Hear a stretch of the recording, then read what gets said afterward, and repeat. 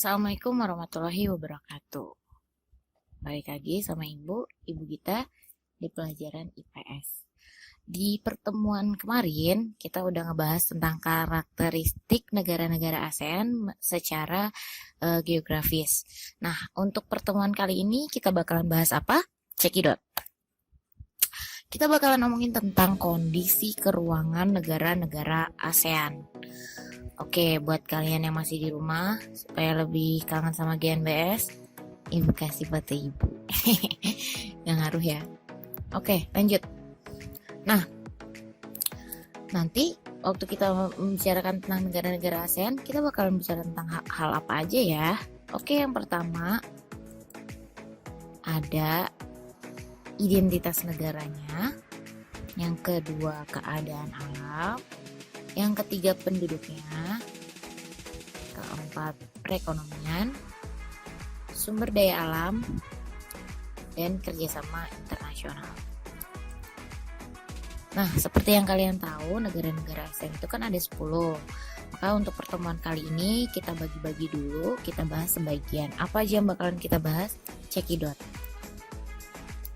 Nah, sebelum kita bahas negaranya satu persatu, Ibu mau memperkenalkan dulu negara-negara ASEAN itu terbagi atas dua kelompok. Yang pertama itu ada kelompok mainland. Maksudnya kelompok mainland ini adalah negara-negara yang ada di daratan. Tuh, yang bagian-bagian atas yang berbatasan darat dengan negara satu sama lainnya. Nah, itu disebut mainland. Apa aja? Ada Myanmar, ada Thailand, ada Laos, ada Vietnam, Kamboja, ada Malaysia Barat. Nah, selain mainland ada juga kelompok arkipelago. Arkipelago itu apa? Arkipelago itu artinya kepulauan. Nah, negara-negara kepulauan itu sendiri meliputi Singapura. Loh Bu, Singapura itu negara kepulauan toh? Iya, karena di sekeliling pulau Singapura yang kecil itu ada pulau-pulau kecil. Nah, itu nanti kita bahas selanjutnya ya. Nah, terus ada Malaysia Timur, juga ada Filipina, dan tentunya ada Indonesia. Sebelum kita masuk ke satu-satu negara, Ibu mau mengenalkan kalian dulu sama yang namanya angin siklon. Angin siklon tropis di Asia Tenggara. Angin siklon tropis itu apa sih? Angin siklon tropis itu, nah ini kurang lebih gambarnya yang Ibu ambil khususnya yang terjadi di Indonesia. Ini anginnya nih, yang gambarnya muter-muter ini. Nah, itu yang disebut angin siklon. Angin siklon tropis. Penjelasannya, angin siklon tropis itu adalah angin yang dia itu terbentuk di atas laut yang memiliki suhu permukaan air laut hangat. Nah, karena negara-negara ASEAN itu berada di lintang yang rendah, otomatis dia kan deket sama Khatulistiwa ya. Semakin dia itu dekat Khatulistiwa, semakin rendah lintangnya, dia beriklim tropis. Nah, angin siklon tropis itu sendiri dia pergerakannya cenderung menjauhi ekuator, tapi dia terbentuknya di permukaan, di laut-laut yang memiliki permukaan air laut hangat. Terus apa sih Bu dampaknya buat negara-negara Asia Tenggara? Nah, kayak gini, dia terbentuk di atas laut, ya kan? Dia berputar, dia bergerak, berputar, dan berkumpul. Kalau misalkan dia terbentuk di atas laut, otomatis dia bawa apa? Pinter kamu yang baju kuning itu, yang palanya botak. Yap, betul. Otomatis dia bawa uap air. Jadi itu mempengaruhi ke negara-negara yang dilaluinya. Jadinya nanti curah hujan di negara yang dilalui oleh angin siklon tropis itu jadinya tinggi. Itu baik atau buruk sih Bu? Ya, itu plus minus, ada baiknya ada buruknya. Oke, negara yang pertama kita bahas adalah negara kita tercinta, Indonesia. Ini identitasnya sendiri Indonesia. Ibu kotanya Jakarta. Loh, Bu, bukannya ibu kotanya udah dipindah? Nah, ada lagi peraturan presiden baru nomor berapa ibu, kalau nggak salah 60 insya Allah, itu memberlakukan kembali Jakarta sebagai ibu kota. Kalau misalkan ibu salah, amal soleh dikoreksi ya nak. Nah, selanjutnya kita bakalan bahas tentang yang pertama adalah letak dan batas. Oke, secara astronomis ya, Indonesia terletak di antara 6 derajat lintang utara sampai 11 derajat lintang selatan dan 95 derajat bujur timur sampai 141 derajat bujur timur. Apa sih pengaruhnya buat Indonesia? Seperti yang udah kita pelajari di kelas 7 kemarin. Ada yang masih ingat? Kalau garis lintang itu kaitannya hubungannya sama apa? Betul, sama iklim. Betul, sama iklim. Jadi, karena Indonesia berada di lintang rendah, Indonesia beriklim tropis. Pinter. Nah, kalau garis bujur itu kaitannya dengan pembagian daerah pinter waktu. Nah, karena terletak di antara 95 derajat bujur timur sampai 141 derajat bujur timur, Indonesia memiliki 3 bagian waktu. Ada waktu Indonesia bagian barat, waktu Indonesia bagian tengah, dan waktu Indonesia bagian timur gitu. Untuk perhitungannya sendiri gimana sih Bu, kok bisa dia setiap satu wilayah waktu itu bisa beda 1 jam, yaitu karena perbedaan garis bujurnya, derajat bujurnya. Setiap 15 derajat bujur itu mempengaruhi perbedaan waktu selama 1 jam, sebanyak 1 jam. Kayak begitu. Nah, selanjutnya secara geografis Indonesia terletak di antara benua Asia dan benua Australia serta Samudra Hindia dan Samudra Pasifik. Apa pengaruhnya buat Indonesia? Pertama, Indonesia itu terletak di antara benua Asia dan Australia. Nah, Ibu mau tanya, Indonesia punya berapa musim? Ya, pintar. Ada 2 musim. Ada musim penghujan sama musim kemarau. Nah, itu dipengaruhi oleh angin muson. Angin muson sendiri ada angin muson barat sama angin muson timur. Nah, kita ngomongin angin muson yang timur dulu ya.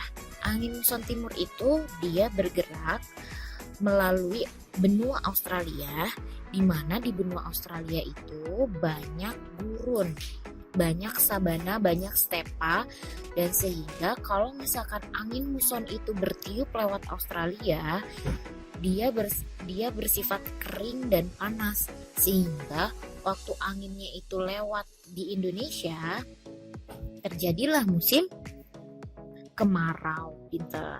Sementara kalau misalkan dia itu angin muson barat lewat benua Asia, lewat juga laut-laut dan samudra di sekitarnya, sehingga anginnya itu membawa apa? Uap air. Maaf, pintar. Sehingga di Indonesia itu mengalami musim apa? Betul, musim hujan. Nah, ini secara geologis. Tahu geologis itu apa? Geologi itu ditinjau dari batuan pembentuk. Seperti yang kalian tahu atau belum tahu, Ibu kasih tahu. Jadi Indonesia itu bukan hanya Indonesia, tapi seluruh bagian bumi itu terdiri dari beberapa lempeng gitu. Gambarannya kayak pecahan genteng ya, pecahan genteng. Terus kalian atasnya itu dikasih gambar, misalkan gambar dunia tuh ya, di pecahan genteng itu. Nah, seperti itu keadaan dunia juga. Lempeng-lempeng dunia itu seperti itu. Kayak seakan-akan dunia itu ada di atas pecahan genteng. Nah, apakah lempeng-lempeng ini itu dia bergerak, Bu? Oh iya, jelas dia bergerak. Makanya pergerakan lempeng-lempeng tektonik itu sendiri mengakibatkan gempa. Yang disebut gempa tektonik itu karena gitu, lempengnya dia bergerak. Nah, kalian tahu di Indonesia itu terletak di antara pertemuan lempeng-lempeng bumi. Di bagian atas ini yang bagian kuning itu ada lempeng Eurasia. Lempeng Eurasia. Nah, di bawahnya ini ada lempeng Indo-Australia. Indo-Australia. Nah, ini yang warnanya pink nih dari sini. Nih dari sini itu lempeng Pasifik. Sementara ini yang ada di atas ini udah masuk wilayah Filipina. Ini lempeng Filipina. Oke, kita fokusnya ke 3 lempeng ini aja ya. Eurasia, Indo-Australia, sama Pasifik. Karena berada di pertemuan lempeng-lempeng bumi ini yang mengakibatkan Indonesia itu rawan gempa. Apalagi nih yang ada di batas-batas ini. Kalian masih ingat dulu ada kalian mungkin belum lahir mungkin. Itu di bagian Aceh gitu. Nah, lihat Aceh itu deket sini kan. Nih, garis ini kan. Dan gitu berturut-turut juga yang deket sama garis ini. Dulu juga ada gempa di Jogja. Nah, Jogja itu kan adanya di sini. Nah, pertanyaannya, kalau Kendal aman gak ya, Bu? Kendal itu ada di deket pantai utara, ya kan? Nah, pantai utara itu di bagian sini nih. Jadi, insya Allah lebih aman dibandingkan yang pantai selatan. Karena dia nggak dilalui sama pertemuan 2 lempeng gitu. Indonesia juga berada di jalur pegunungan muda. Yang di jalur itu banyak muncul gunung berapi gitu. Nah, ini yang sebelah sini, ini ada sirkum Mediterania membentang sepanjang ini nih. Sama yang ini, yang sebelah sini dari Filipina itu ada sirkum Pasifik. Nah, kayak gitu. Jadi ini juga yang menyebabkan Indonesia rawan terjadi erupsi gitu. Karena dilalui oleh 2 jalur pegunungan. Iklim di Indonesia sendiri tentunya karena di garis lintang yang rendah, Indonesia beriklim tropis dan memiliki curah hujan yang tinggi. Ya, bentang alamnya sendiri. Nah, ada yang tahu ini gambar apa? Ini di Indonesia loh, kayak bukan di luar negeri loh. Ya, ini puncak Gunung Jayawijaya yang ada di Papua. Jadi puncak Jayawijaya itu adalah satu-satunya tempat di Indonesia yang dia itu ada saljunya. Gunung Jayawijaya itu punya 3 puncak. Ada puncak Trikora, puncak Jaya atau Kartens, sama puncak Mandala.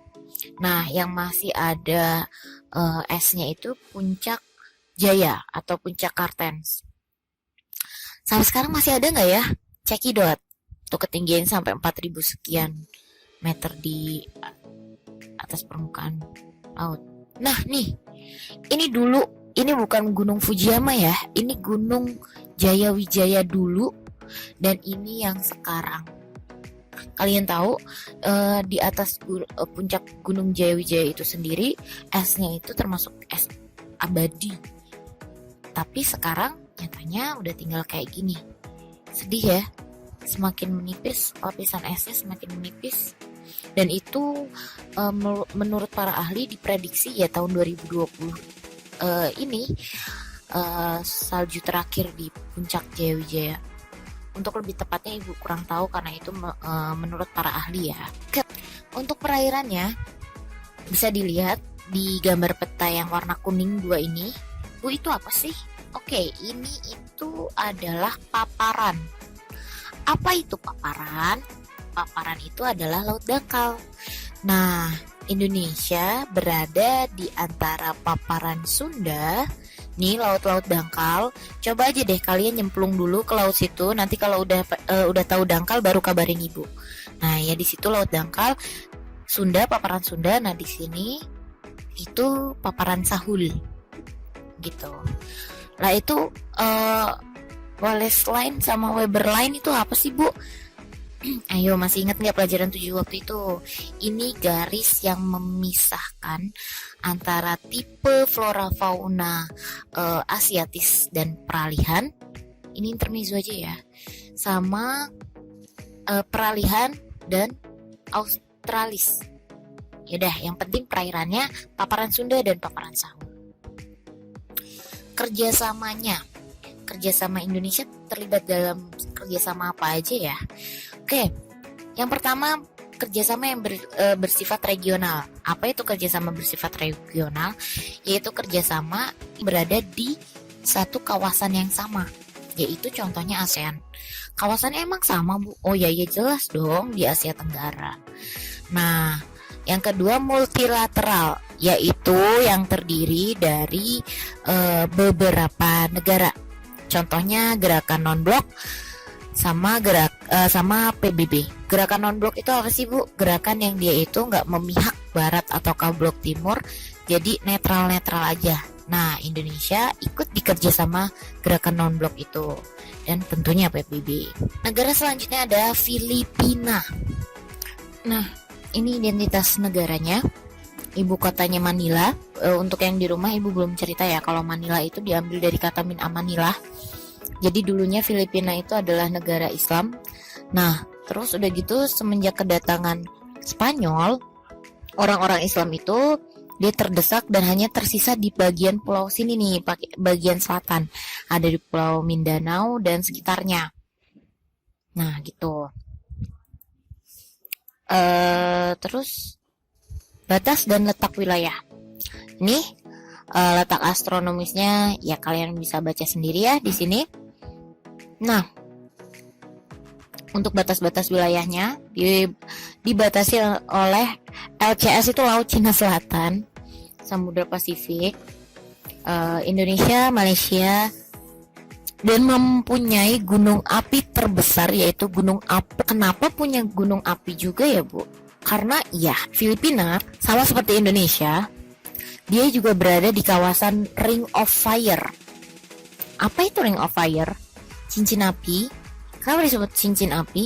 Ya karena itu jalur pegunungan muda Sirkum Pasifik dan Sirkum Mediterania. Kalau Filipina lebih tepatnya dia Sirkum Pasifik. Sehingga Filipina itu rawan erupsi. Nah, kalau untuk lempengnya sendiri hampir sama seperti Indonesia. Filipina juga berada di pertemuan dua lempeng, yaitu lempeng Eurasia dan lempeng Filipina, sehingga Filipina juga rawan gempa nih. Daerah-daerah sini nih yang rawan gempa ya. Nah, oh ya, di Filipina juga ada titik terendah, bukan hanya di Filipina tapi di seluruh dunia. Ada yang tahu itu apa? Palung Mariana. Apa sih palung? Jadi palung itu kayak jurang yang dasarnya itu semakin sempit, tapi yang ada di dasar laut. Ya, coba dong Bu, nyelam. Siapa tahu keadaan di dalam. Nah, kalau mau nyelam karena di dalam tekanan udaranya itu tinggi, ya, karena semakin jadinya ya ini sangat berbahaya. Kenapa berbahaya? Karena semakin ke dalam. Nah, ini nih membuat tekanan air semakin besar gitu, sehingga menghancurkan kapal selam sekalipun. Emang sedalam apa sih, Bu? Cekidot. Nih, tuh perbandingannya. Ya, ini nih dasar laut nih. Ini dasar laut, dan ini Palung Mariana sedalam itu. Sedalam apa? 36.070 kaki ya. Perbandingannya tuh kayak gini. Kalian tahu Burj Khalifa, menara tertinggi di dunia? Nah, ini nih cuman segini nih. Cuman 2.723 kaki. Ini cuman sebatas ini. Ya kan? Cuman sebatas ini. Nah, kota tertinggi itu cuman berada di 5.280 kaki. Kalian puncak Everest. Nah, ini puncak Everest tuh baru sampai sini tuh, masih dalaman ini. Maksimal ketinggian pesawat komersial itu 35.000 kaki. Masih dalaman Palung Mariana dong. itu kalau diukur tinggi-tingginya. Jadi sama aja kayak Gunung Everest dimasukin ke Palung Mariana aja tuh muat gitu. Nah kalau untuk kedalamannya dibandingkan sama penyelaman itu nih, paus sperma itu cuman sampai sini doang. Di titik ini itu kapal Titanic tenggelam, dan ini hanya batas-batas kapal selam yang bisa menyelam itu baru sebatas 35.767 kaki. Jadi masih dalam Palung Mariana. Ada yang mau coba nyelam? Nanti kabarin ibu di dalamnya ada apa. Bu, di dalamnya ada hewan gak sih bu? Ada ikan-ikan yang bisa nyala sendiri, yang mukanya serem-serem. Coba aja kalau mau buktiin, coba dulu. Nanti kalau misalkan ketemu kabarin ibu ya. Nah untuk penduduknya sendiri itu terdiri dari 80%-nya itu orang-orang Filipino, asli Filipina. Nah ada juga sisanya itu etnik-etnik lain, contohnya keturunan Spanyol Melayu, makanya dikenal dengan sebutan mestizo. Nah tadi ibu sempat nyinggung pas di awal, katanya Filipina itu dulu Islam, mayoritas Islam ya bu, cuman sekarang menyisa aja di bawah, di selatan. Yap, terdapat komunitas Islam yang sekarang itu menjadi minoritas di Filipina bagian selatan. Itu namanya suku Moro. Kenapa bu namanya Moro? Oke, Moro itu sebutan yang disematkan oleh bangsa Spanyol. Dia menyebut Moro itu untuk sebutan orang-orang Islam, orang-orang Arab Timur Tengah sana yang dulunya menduduki Spanyol. Loh, emang pernah bu Spanyol ya dulu yang lebih dikenal dengan Andalusia, dulu utusan yang namanya Torik bin Ziyad, dia datang ke Spanyol, sampai di Spanyol kapalnya dibakar sama dia. Terus dia bilang, lihat kapal kita telah saya bakar, pilihannya adalah menang di medan perang atau mati sebagai syahid. Nah mulai saat itu Spanyol diduduki oleh Islam, tapi pada perkembangannya Islam juga lama-lama kalah oleh kerajaan Kristen di sana gitu. Nah itu sebabnya ketika orang Spanyol datang ke Filipina nemuin orang Islam, dia bilang oh ini Moro, ini Mor, sama kayak yang ada di Spanyol gitu. Jadi itu sebutan buat orang-orang Islam yang ada di Spanyol. Ketika ketemu di Filipina karena sama-sama Islamnya, maka sebutan itu disematkan untuk orang-orang Islam yang ada di Filipina. Begitu. Nih tuh kurang lebih kayak gini nih orang-orang Moro. Nah untuk kerjasamanya sendiri, untuk multilateralnya itu ada WTO, APEC, OPEC, OKI. Untuk regionalnya itu ada ASEAN. Yang ketiga ada Brunei Darussalam. Brunei Darussalam itu adalah negara petrodolarnya ASEAN. Ya, ini identitasnya Brunei. Nih, tuh apa tuh? Ini istananya Sultan Brunei. Namanya Istana Nurul Iman. Ini dibuka untuk umum setiap bulan Ramadan. Ada yang mau ke sana? Pas puasa-puasa nanti ajakin ibu ya. Nah, untuk iklimnya sendiri, Brunei beriklim tropis, mayoritas beragama Islam. Perekonomiannya itu di sektor migas. Selain di sektor migas, minyak dan gas, dia juga mengembangkan sektor pertanian sama perikanan. Pendapatan per kapita itu pendapatan perorangan di negara Brunei itu tinggi gitu, karena yaitu penghasilan dari migasnya, sektor migasnya itu melimpah. Untuk kerjasamanya sendiri ada WTO, ada G7, ada OPEC dan oke, alhamdulillah jazakumullah. Untuk pertemuan kali ini sekian dulu. Kita masih ada 7 negara lainnya yang belum kita bahas. Jadi cekidot di pertemuan-pertemuan kita selanjutnya. Alhamdulillah jazakumullah. Wassalamualaikum warahmatullahi wabarakatuh.